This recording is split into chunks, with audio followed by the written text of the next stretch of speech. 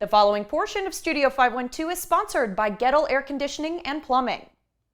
Goettl Air Conditioning and Plumbing has been serving Central Texas homes for 85 years. Pretty impressive. General Manager Nolan is here to talk to us about heat safety and home maintenance tips from the pros. Nolan, let's start with how folks can stay safe at home during this extreme heat. Of course, yeah. One of the biggest things is to make sure that you're not doing a lot inside that midday area.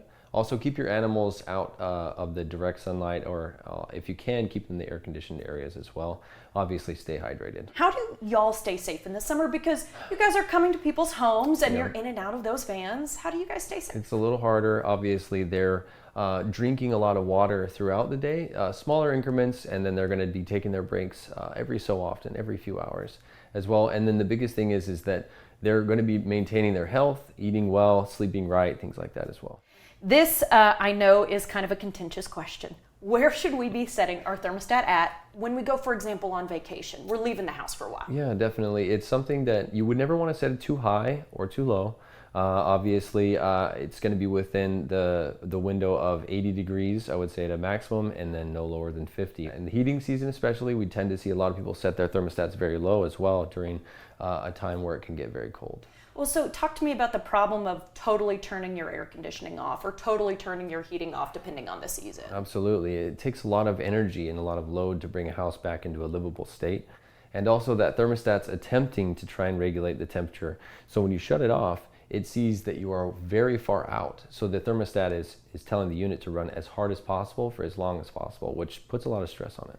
Let's go into more household stuff. Some items that people commonly dispose of maybe in their kitchen sink that you as the pros know you shouldn't be. Yes, exactly. A lot of the cooking oils, that tends to be something. Eggshells or a lot of byproducts, we'll say fruits and vegetables, things like that. People are dropping down that sink, turning that disposal on. It doesn't really work that way often. That's when we have to come back out and clean those pipes out. Not only are we clearing the drain, but cleaning them back out because of all that buildup. I will take that home today. Thank you, Nolan. And any DIY methods for anybody who's maybe got a clog in a drain at home before they give you guys a call? Yeah, hot water's key. It really helps break it up and distill it if you can. And then the biggest thing is making sure that you don't let a drain sit too long without something running down it. So if you can, regularly use your drains. Even if it's not an area of the home you use often, go ahead and let the water run down that drain. Good to know. Lots of pro advice today. We appreciate it, Nolan. Of course, no problem. To celebrate Goettl's 85 years of providing total home comfort, get $85 off every repair. Get in touch today by going to Goettl.com. The preceding portion of Studio 512 is sponsored by Goettl Air Conditioning and Plumbing.